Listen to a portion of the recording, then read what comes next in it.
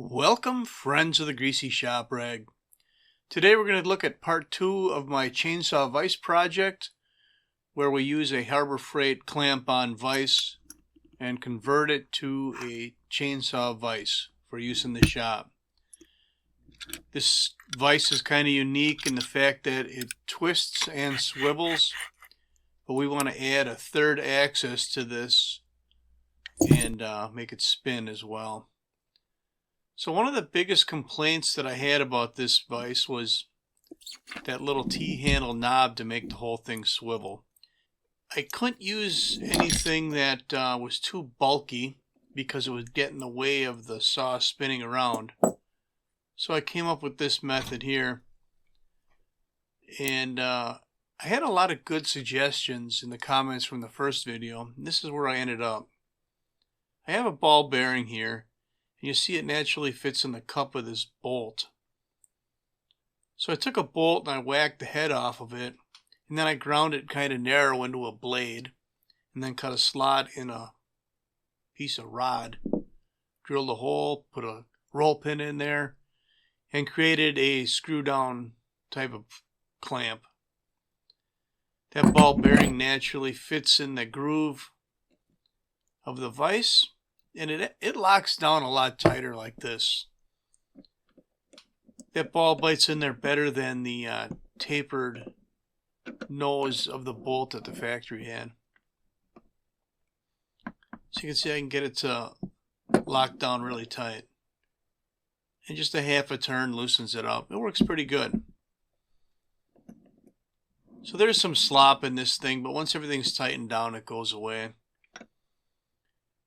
The regular clamping force will lock the vise from turning, but a lot of people noted that there was no way for me to work, let's say, starter side up or clutch side up, the way I had it designed before.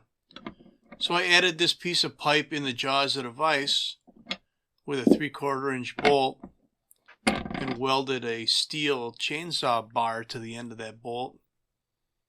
And I welded a washer on there, and I put a big rubber washer on it.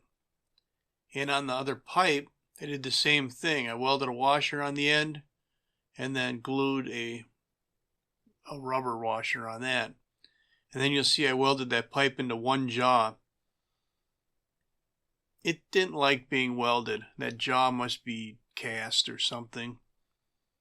But it just really has to hold it in place until I clamp down the vise.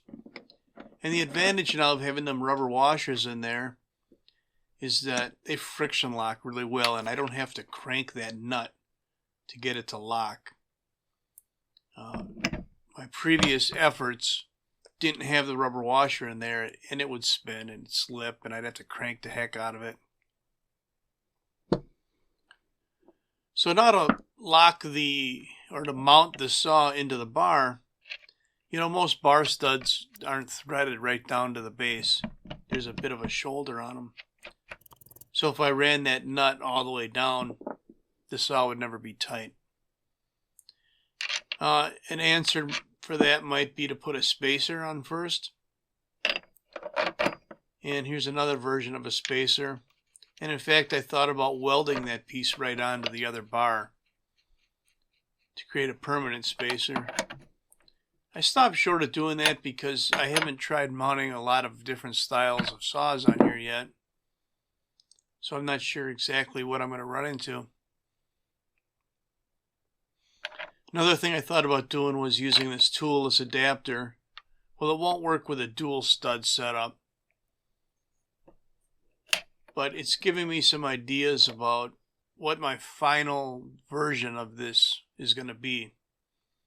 And actually we'll look at that when I make the third video, because I am making another vise for a different style bench at work, so the mount's going to be a little bit different.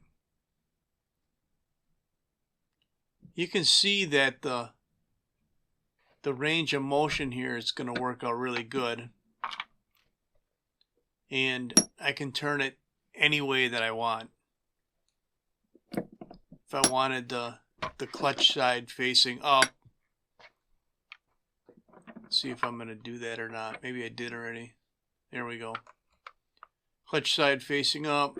It's mounted in there tight enough. The flex that you see is just because I have a flexible pad on the top of the bench, so that clamp isn't, really tight on the bench right now. But I think this is going to work pretty good. I got a lot of range of motion now. And what do I got? A $25 Harbor Freight bench vise. And, a couple hours of monkeying around. Here's the paint I used to get this wrinkle finish on here. It's called Rust-Oleum Hammered. If you haven't used this paint, it's kind of neat. You get some pretty nice effect with it. So let's pop this chainsaw off of here. We're going to try a different saw with a single stud.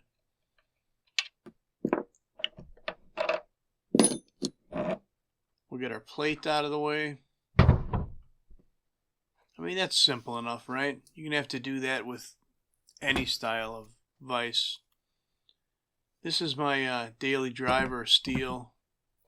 It won't start right now. I don't know what's going on with it. I think it's missing a couple parts.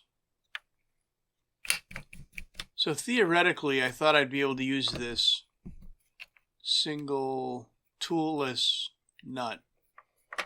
But I ran into the same problem where it's a little sloppy because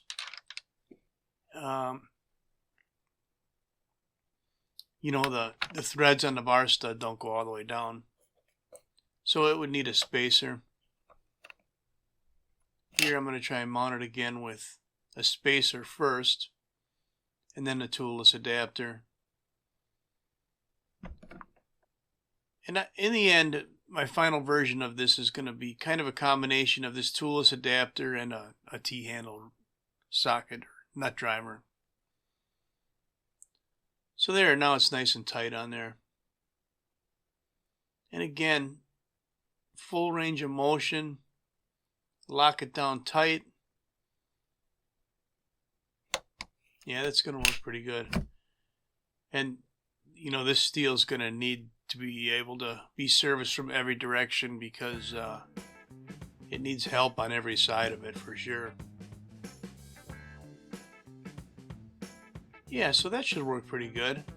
If you see anything on here that you think still needs to be updated or modified, let me know. So that's all I'm going to have for you on the Harbor Freight clamp-on bench vise converted to a chainsaw vise. Thanks for watching. Later.